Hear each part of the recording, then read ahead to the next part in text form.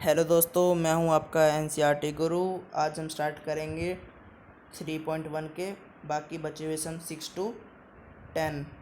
ठीक है, तो 6 सम करते हैं। आपने 5 सम पहले कर लिए हैं, अगर आपने नहीं देखे तो वो पहले जाके देख सकते हैं। और मैंने मैट्रिक्स का मतलब भी बता रखा है, उसके जो टाइप्स हैं वो भी बता रखे, एग्जाम्पल भी अपनी पहली वीडियो में बता दिए हैं 3.1 वाली वीडियो में।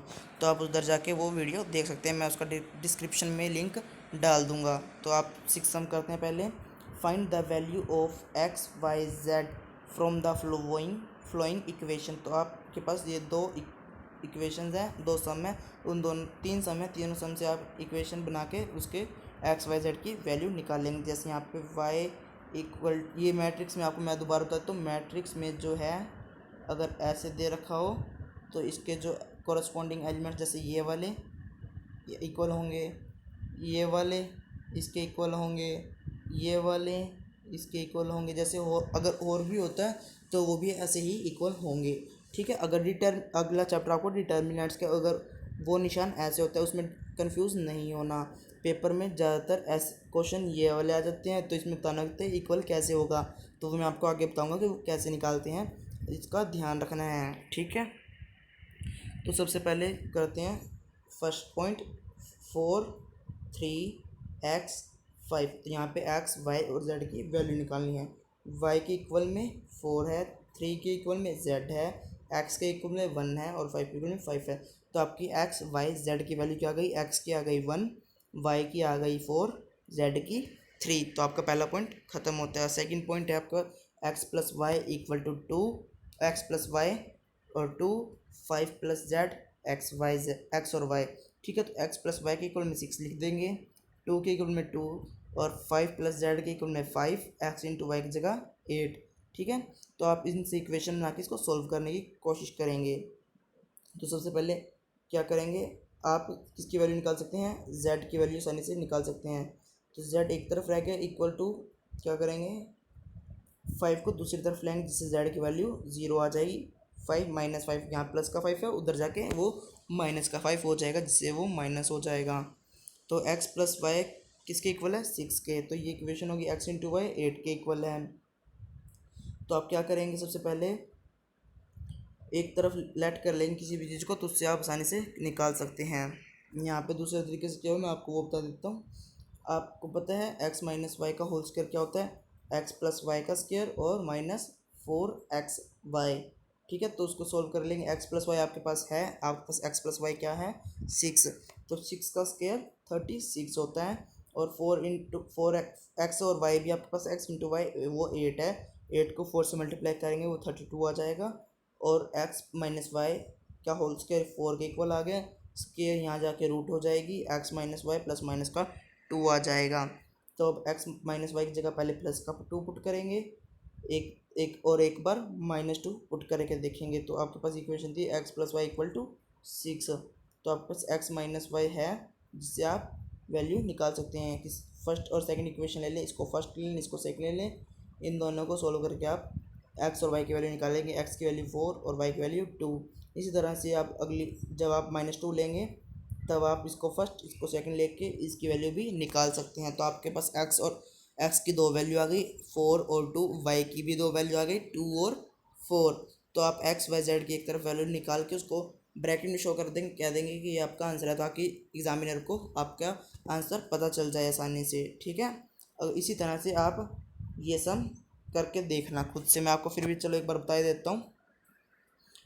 x plus y plus z equal to 9, x plus z equal to 5, y plus z equal to 7। आप पहले इन तीनों को एक दूसरे के इक्वल लिख लेंगे, फिर फर्स्ट सेकंड थर्ड इक्वेशन नाम दे देंगे। उसके बाद आप फर्स्ट और सेकंड इक्वेशन लेंगे, इसको सोल्व करके देखेंगे तो y प्लस 5 इक्वल टू 9 आ जाएगा, क्योंकि x और y आपस में कट जाएगा, क्योंकि एक दूसरे के इक्वल होंगे तो वो उधर एक तरफ दूसरी तरफ आके वो काट देंगे एक दूसरे को। तो y की वैल्यू आ गया आपके पास 4। जब आपके पास एक चीज़ की वैल्यू आ जाए तो आप उसको किसी एक इक्वेशन में पुट करके देख लो, जैसे यहाँ पे थर्ड इक्वेशन जैसे पुट करके दिखाया हुआ मैंने, यहाँ पे आप z की वैल्यू निकाल सकते हैं। तो z की वैल्यू जब आ जाए तो आप देखेंगे कि वो सेकंड इक्वेशन में भी है, आप सेकंड में डाल के उसकी x की वैल्यू निकाल सकते हैं, या फिर y और z दोनों की वैल्यू फर्स्ट इक्वेशन में रख सकते हैं, तो आपके पास एक्स वाई जेड तीनों की वैल्यू आ जाएगी। इसी तरह से आप सम करते हैं। Find the value of a b c and d from the equation. इसी के आगे आया है ए बी सी और डी की वैल्यू निकालनी है इन इक्वेशन से। तो ए माइनस बी और a 2a plus c 2a minus b 3c plus d equal to -1 5 0 and 13। तो यहाँ पे मैट्रिक्स है तो एक दूसरे के कोरस्पॉन्डिंग एलिमेंट्स इक्वल होंगे। तो आप पहले लाइन लिख देंगे कि ये मैट्रिक्स है जो दोनों इक्वल है, इसके कोरस्पॉन्डिंग एलिमेंट्स भी इक्वल होंगे।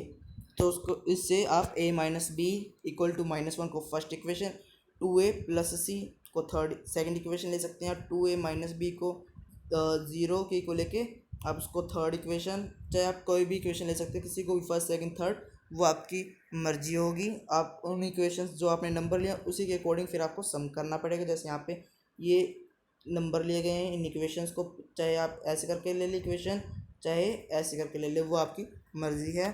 यहाँ पे सबसे पहले क्या रखा है, फ्रॉम सेकंड इक्वेशन से आपने क्या निकाला है, बी की वैल्यू निकाली है। बी की वैल्यू क्या आ गई 2a, माइनस की इसलिए नहीं, जब यहाँ दूसरी तरफ लाएंगे इक्वल की इस तरफ दूसरी तरफ लाएंगे तो वो -2a हो जाएगा। माइनस बी -2a दोनों तरफ माइनस है, दोनों माइनस कट जाएंगे, तो b की वैल्यू आ गई 2a। जब आपके पास एक चीज़ की वैल्यू आ जाए तो उसको दूसरे में पुट करके देखो।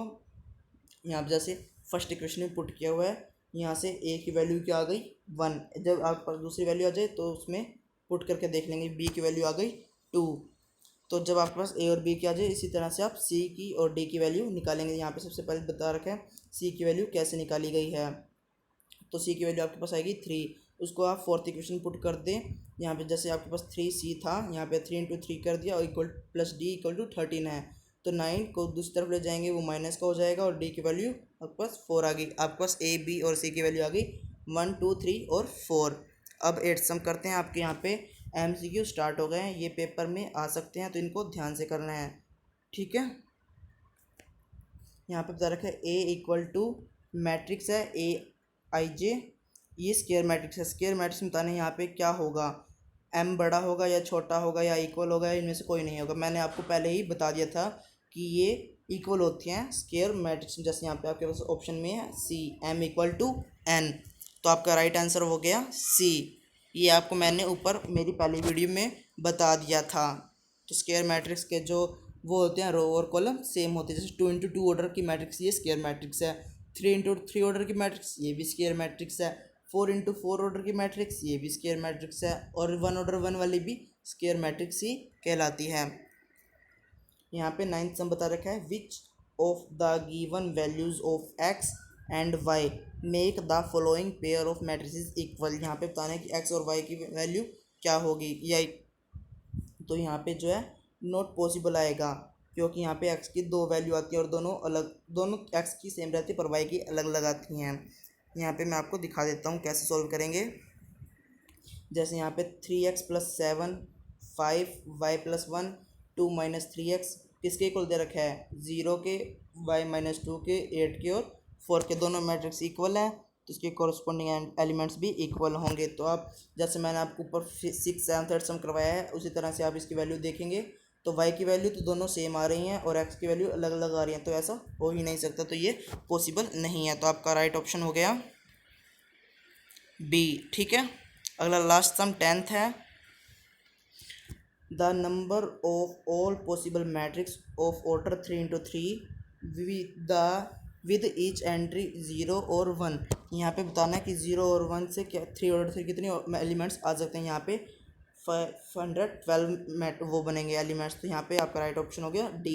ये कैसे आएगा, यहाँ पे जैसे आपके पास 2 एंट्री है 0 और 1, तो यहाँ पे लिख देंगे पहले 2, ठीक है, और यहाँ पे 3 × 3 है तो यहाँ होता है 9 होती है ना इसकी मल्टीप्लाई, तो ऊपर लिख देंगे 9। 2 की पावर 9 जो होती है वो 512 ही आती है। अगर यहाँ पे एक कोई और अक्षर जैसे 2 हो जाता 0 1 और 2, तो ये कितने हो गए 3, तो आप यहाँ पे 2 की जगह लिख देंगे 3, और यहाँ पे अगर 3 × 4 होता तो 3 × 4 की मैट्रिक्स होती तो आप यहाँ लिख देते 12, तो 3 की पावर 12 करके आप इसका आंसर बता सकते थे। तो आपकी क्लास आज यहीं ख़त्म होती है, आपकी एक्सरसाइज कंप्लीट हो चुकी है। अगर आपको पसंद आए लाइक शेयर सब्सक्राइब जरूर करना।